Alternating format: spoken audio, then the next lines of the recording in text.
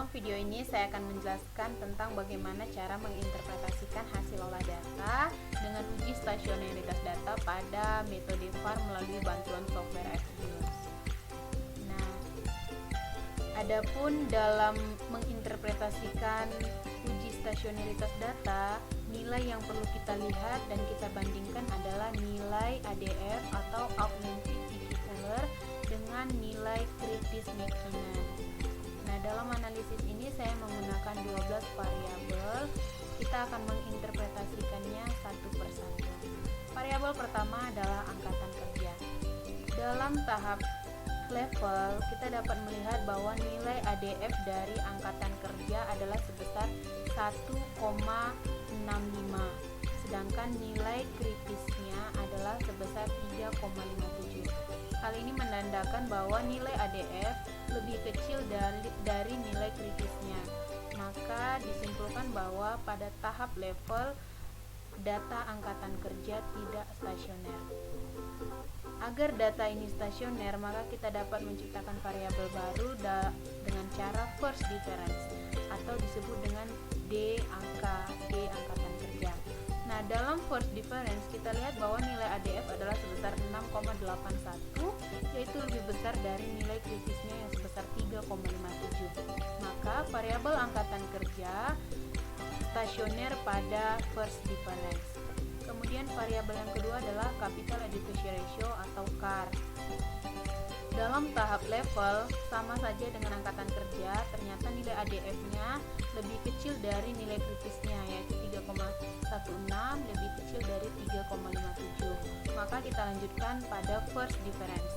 Pada first difference, nilai ADF dari CAR adalah sebesar 8,29, yaitu lebih besar dari nilai kritisnya yang sebesar 3,57.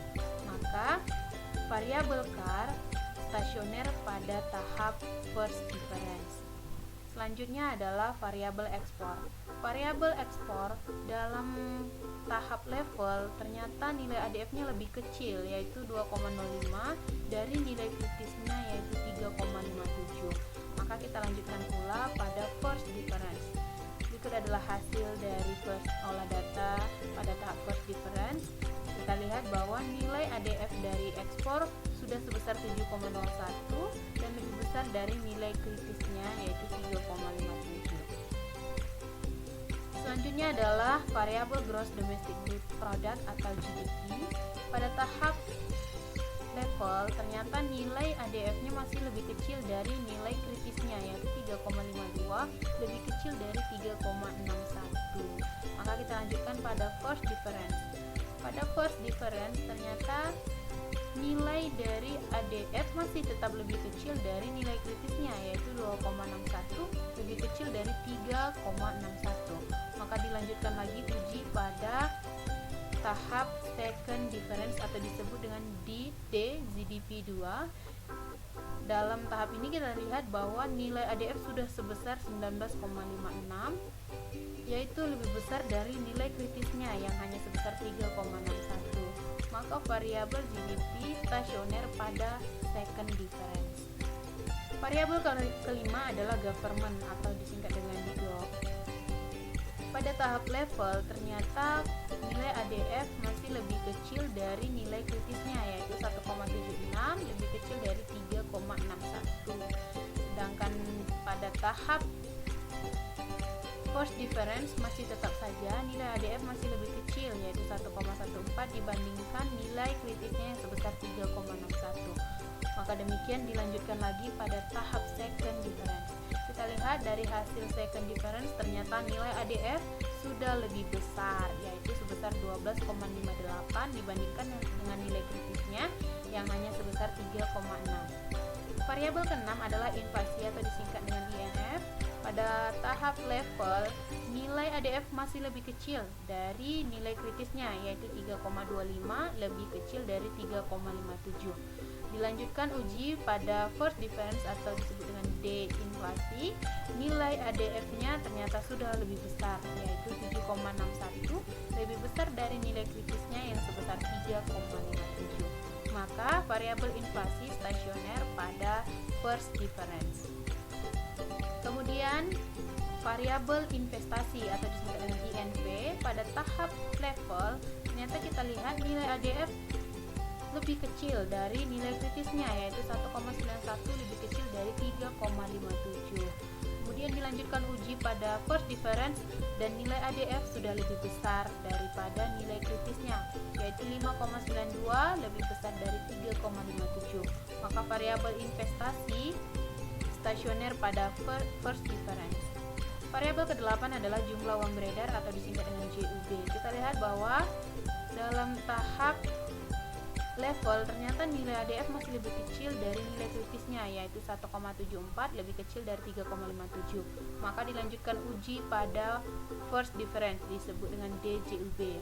Nah, pada first difference nilai ADF sudah lebih besar, yaitu 6,96 dibandingkan dengan nilai kritis McKinnonnya, yaitu 3,57. Maka variabel JUB stasioner pada tahap first difference. Variabel ke-9 adalah non-performing loans atau NPL. Variabel NPL nilai ADF-nya pada tahap level adalah sebesar 2,83, sedangkan nilai kritisnya lebih besar, yaitu 3,57. Maka dilanjutkan uji pada first difference. Ternyata pada DNPL nilai ADF sudah lebih besar, yaitu 7,19 dibandingkan dengan nilai kritisnya yang hanya sebesar 3,57. Variabel ke-10 adalah suku bunga kredit atau SBK. Nah, pada first difference kita lihat bahwa variabel suku bunga kredit tidak stasioner karena nilai ADF-nya lebih kecil, yaitu 2,84 dibandingkan dengan nilai kritisnya yang 3,57. Maka dilanjutkan uji pada first difference atau DSBK. Maka kita lihat sudah lebih besar nilai ADF-nya, yaitu 6,08 dibandingkan dengan nilai kritisnya yang sebesar 3,57. Maka variabel SBK stasioner pada first difference. Variabel ke-11 adalah pajak atau tax. Ternyata variabel pajak pada tahap level sudah stasioner. Kita lihat bahwa nilai ADF-nya jauh lebih besar dibandingkan dengan nilai kritisnya, yaitu 21,8 yang lebih besar dari 3,57. Maka variabel pajak atau tax stasioner pada tahap level. Nah, variabel terakhir adalah variabel upah. Kita dapat melihat bahwa variabel upah hampir sama dengan kebanyakan variabel lainnya, bahwa nilai ADF-nya lebih kecil dibandingkan dengan nilai kritisnya pada tahap level, sehingga pada tahap level variabel upah tidak stasioner. Maka dilanjutkan uji pada first difference. Pada first difference ternyata variabel upah sudah stasioner, di mana nilai ADF-nya sebesar 6,81, yaitu lebih besar dari nilai kritisnya yang sebesar 3,57. Sebenarnya untuk mempermudah kita memahami atau menyimpulkan hasil olah data kita pada uji stasioneritas, kita dapat membentuk tabel kesimpulan dengan tabel yang terdiri atas kolom nomor, kolom variabel, kolom nilai augmented difficulty atau nilai ADF, kemudian kolom nilai kritis McKinnon pada tingkat signifikansi 1%, dan kolom keterangan. Dengan demikian kita dapat lebih mudah membaca hasil output dari olah data kita. Nah, dari hasil tabel kesimpulan yang saya buat pada tahap level, sama seperti penjelasan sebelumnya, bahwa hanya ada satu variabel yang stasioner pada tahap level, yaitu variabel tax atau pajak, sedangkan 11 variabel lainnya masih harus dilanjutkan dalam uji first difference. Kemudian kita lihat tabel kesimpulan pada first difference. Pada uji first difference, tahap first difference, kita lihat bahwa ada dua variabel yang belum stasioner, yaitu GDP dan GOV. Sedangkan variabel lainnya sudah stasioner pada tahap first difference, yaitu angkatan kerja, KAR, ekspor, inflasi, investasi, jumlah uang beredar, NPL, suku bunga kredit, dan upah sudah stasioner pada tahap first difference. Sedangkan kedua variabel ini, GDP dan GOV, yang belum stasioner, kita lanjutkan pada tahap second difference. Dan kita lihat pada tahap second difference ternyata kedua variabel ini sudah stasioner. Maka data yang kita gunakan dapat dilanjutkan untuk